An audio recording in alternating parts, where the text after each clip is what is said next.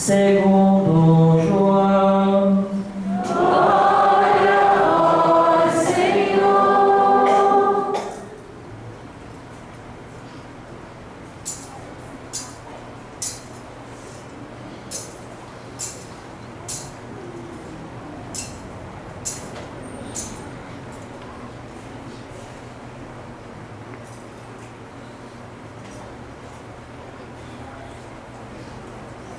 Era antes da festa da Páscoa.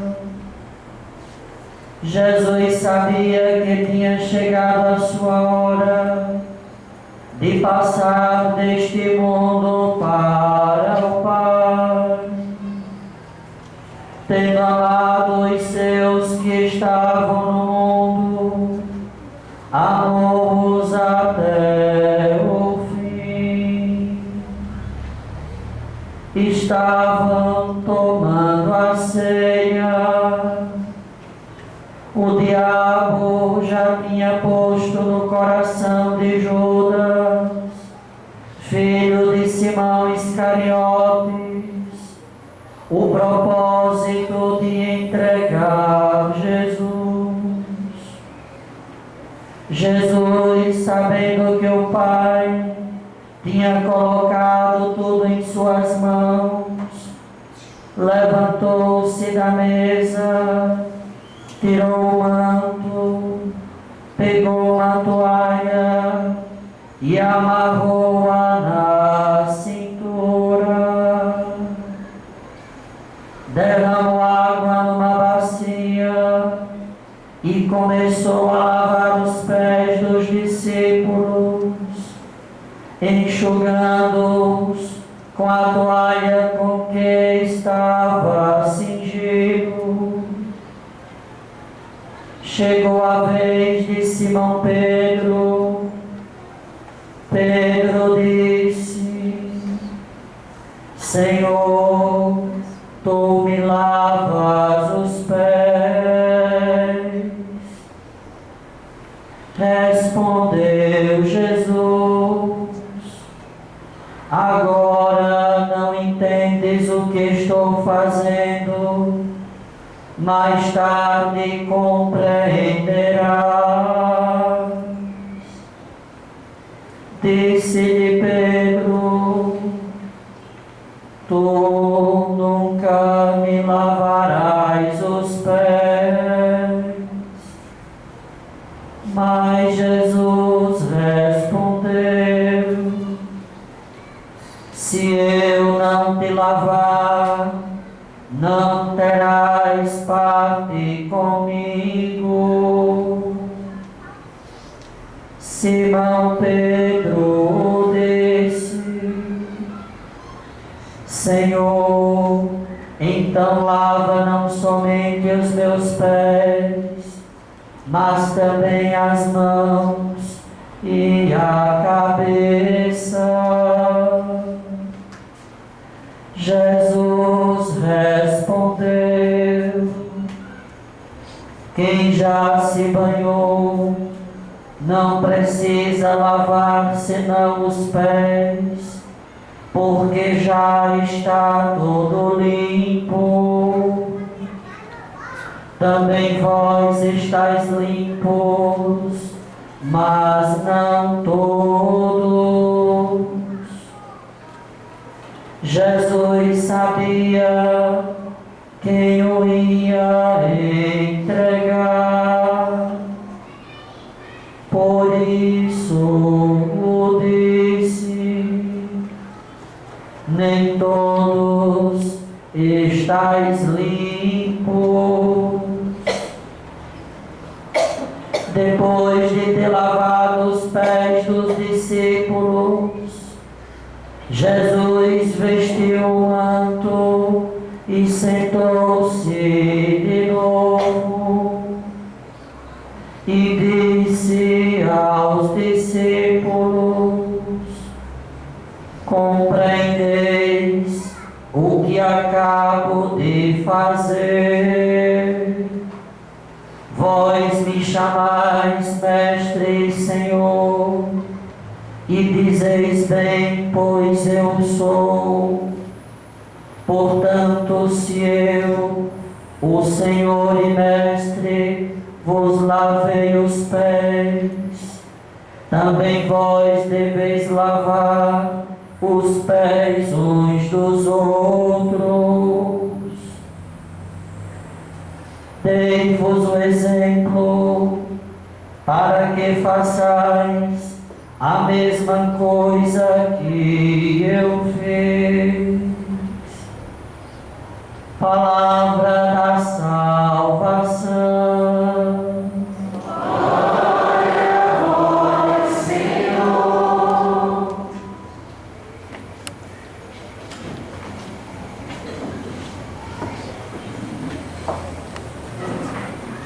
Esta noite, noite santa, em que nós iniciamos o nosso tríduo pascal, estes 3 dias, hoje, amanhã, sábado e entrando o domingo, viveremos esses dias como um único dia apenas.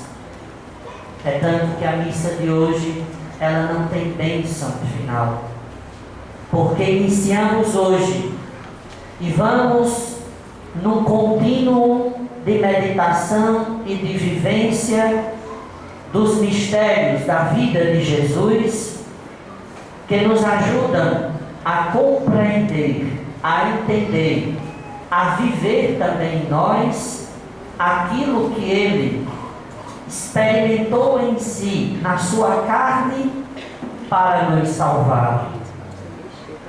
Nesta noite, lembramos aquela ceia derradeira de Jesus, aquele último momento em que o Senhor, convivendo com os discípulos numa refeição pascal, Jesus não apenas faz uma refeição com os discípulos, mas aquela refeição, aquela ceia, é a ceia de Páscoa. A Páscoa que os judeus celebravam cada ano, lembrando e recordando a noite em que Moisés, em nome de Deus, os libertou da escravidão do Egito.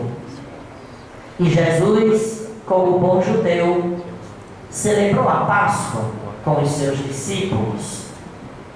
Mas interessante que aqui acontece um ponto de encerramento e um ponto de partida.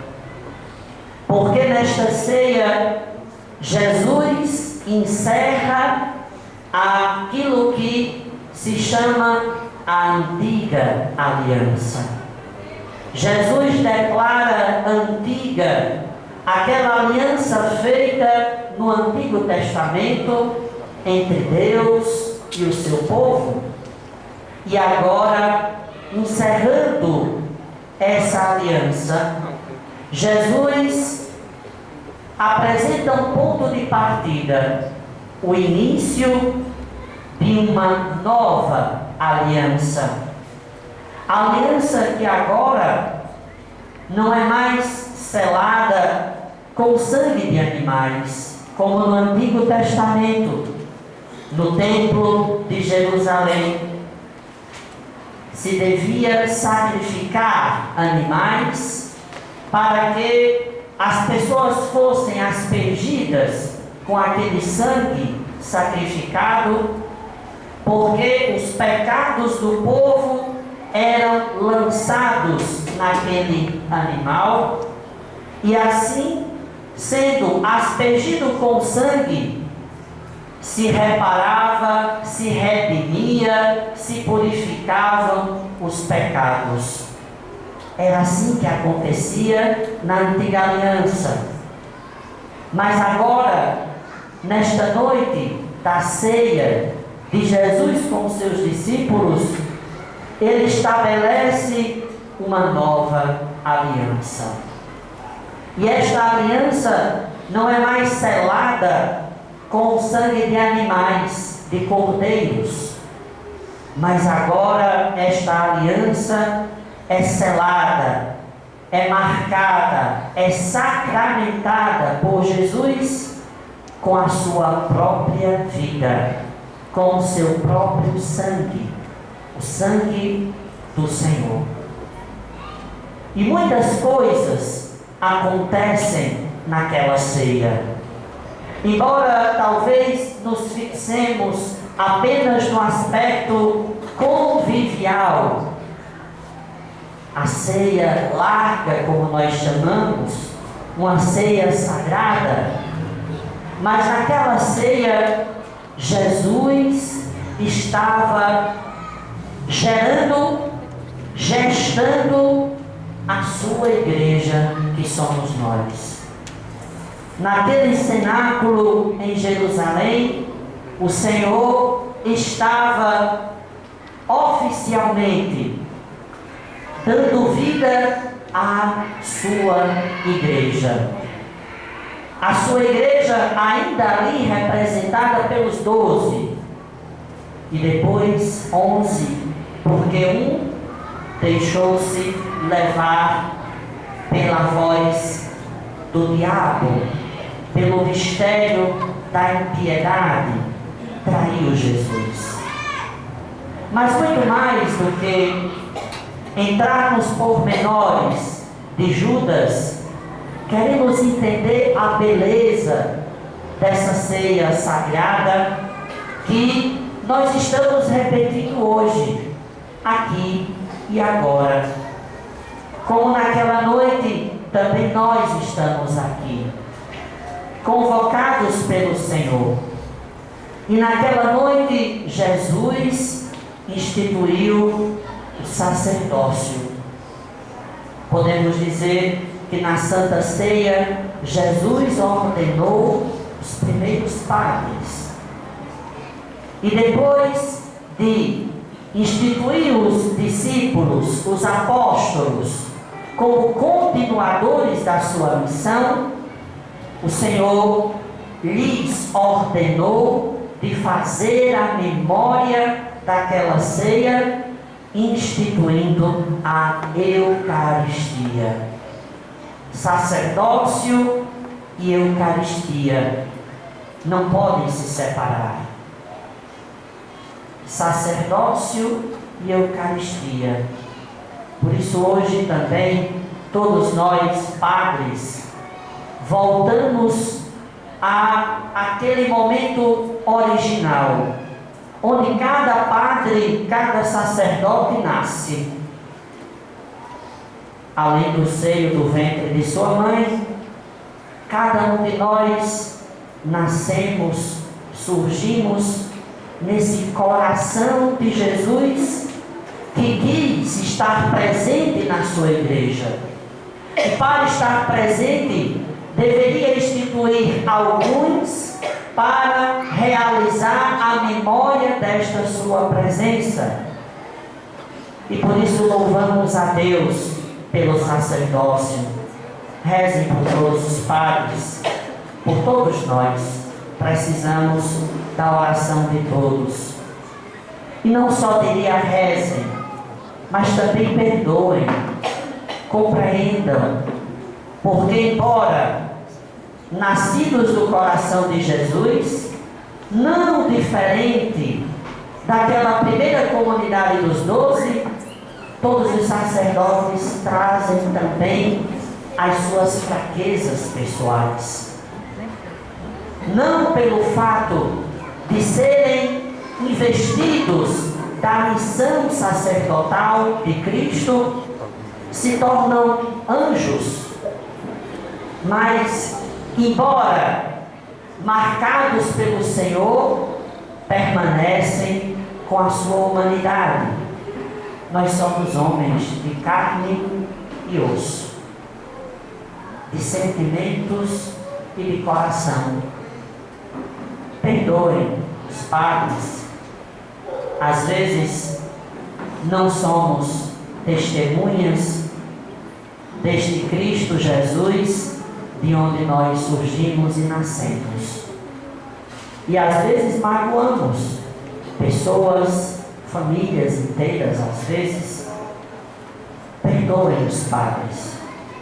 Nesta noite da ceia do Senhor, cada um de nós coloquemos cada sacerdote diante de Deus, diante do Senhor, porque é Ele, Jesus, quem rege cada um de nós também. Perdoe cada sacerdote, e não só de modo geral, cada sacerdote. Iniciando esse tríduo pascal, eu também me coloco no meio, pedindo também perdão pelas vezes que talvez não tenha dado um verdadeiro testemunho de sacerdote, pelas vezes que talvez escandalizei ou prejudiquei a fé de algum discípulo de Jesus. Perdoem todos e perdoem também este que está aqui, que o Senhor destinou para estar aqui, nessa comunidade. Coloquem nas intenções de cada um de vocês essa intenção. E certamente, com certeza, o próprio Cristo, que chama cada um de nós, nos ajudará a viver como a igreja que Ele quer, a igreja que Ele anseia, a igreja que Ele sonhou para nós. Uma igreja de paz, uma igreja de harmonia, uma igreja de amor. A Eucaristia é o sacramento da presença real de Jesus. Na Eucaristia, o Senhor se faz presente em corpo, sangue, alma e divindade.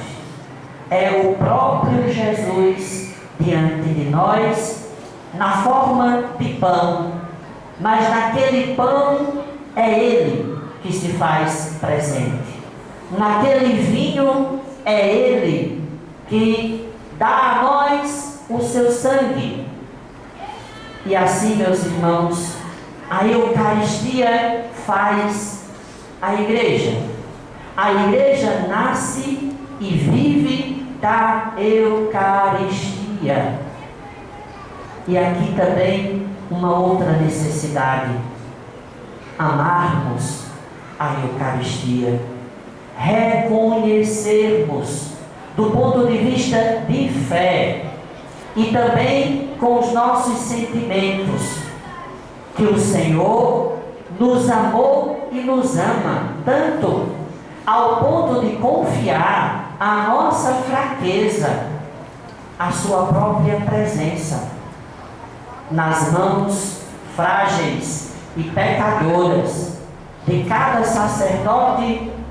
Ele se entrega para servir cada um de nós, servir com o seu corpo, com o seu sangue.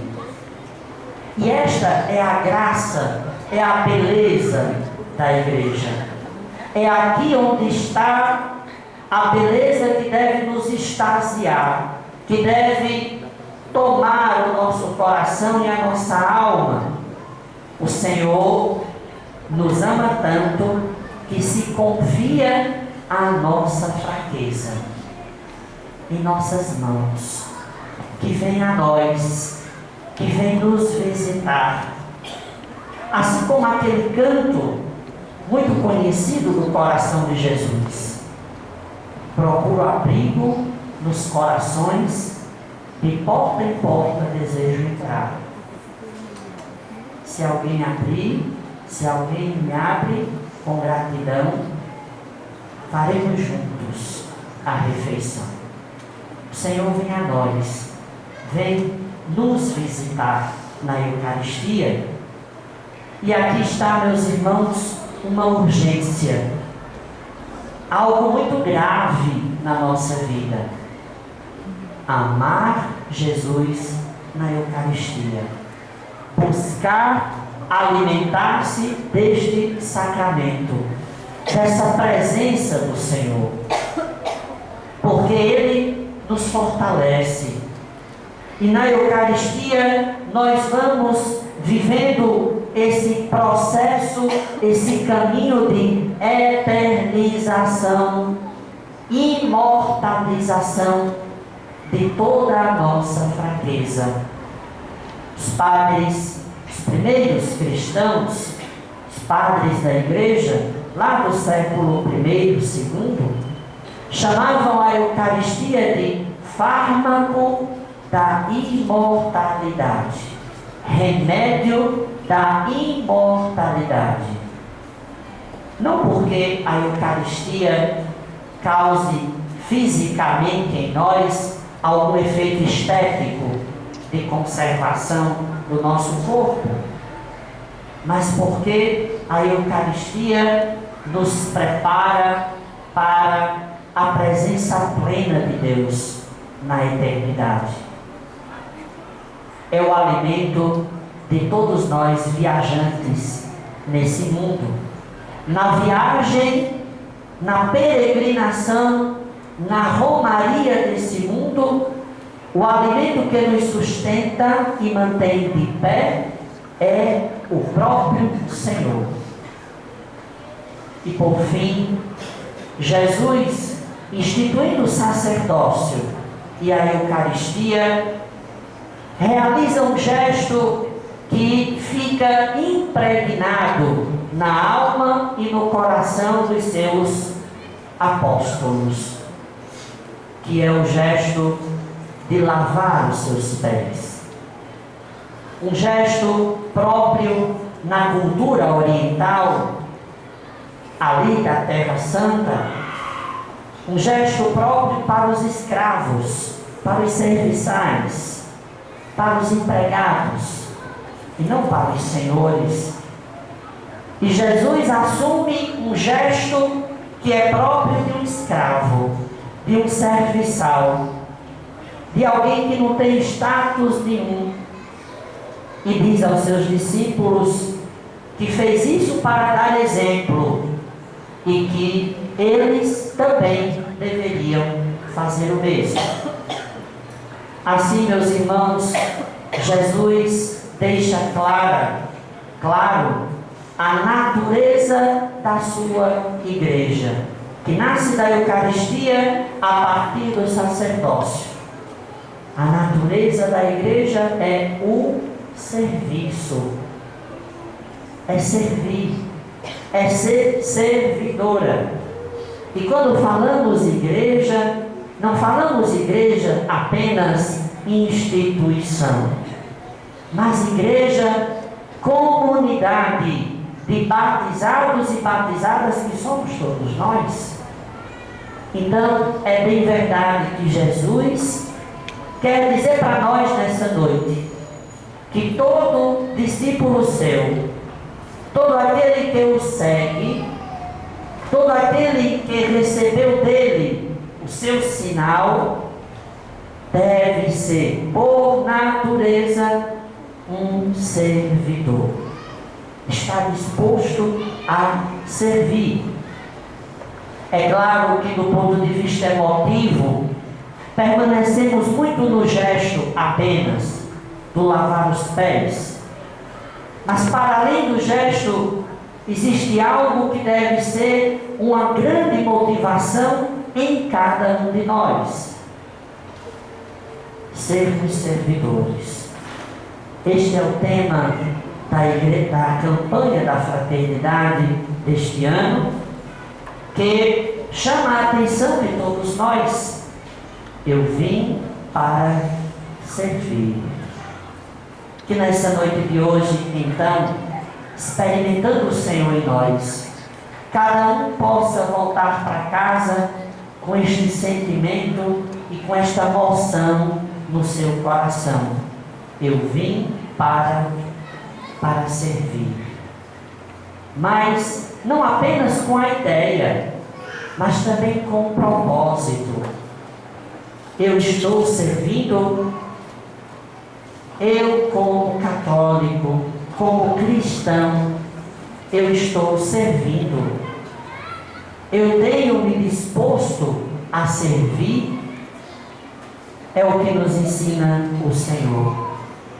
Assim, vamos agora repetir aquele gesto que, na verdade, nessa noite é apenas um gesto, mas um gesto forte que fala ao nosso coração daquilo que devemos ser: uma igreja que serve, uma igreja servidora.